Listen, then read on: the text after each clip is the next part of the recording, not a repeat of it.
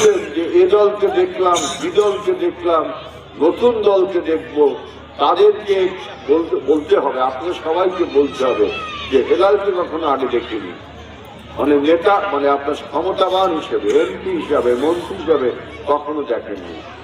সুতরাং নতুন যদি কেউ থেকে থাকে সেটা আমি এখন নতুন একজন প্রার্থী। অন্য যে সমস্ত প্রার্থী আছে তাদের থেকে আমার রাজনৈতিক ইতিহাস, রাজনৈতিক যোগাযোগ বেশি ছাড়া কখনো কম না।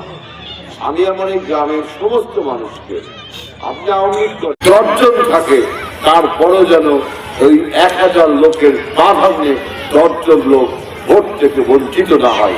আমাকে ভোট দিতে হবে এমন কোনো কথা না, আপনার যাকে খুশি তাকে যেন নির্বিঘ্নে ভোটটা দিতে পারেন।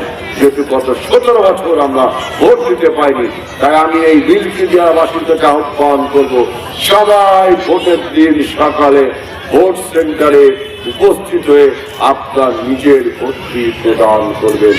واجعل آخر كلامنا عند الموت لا إله إلا الله محمد رسول الله.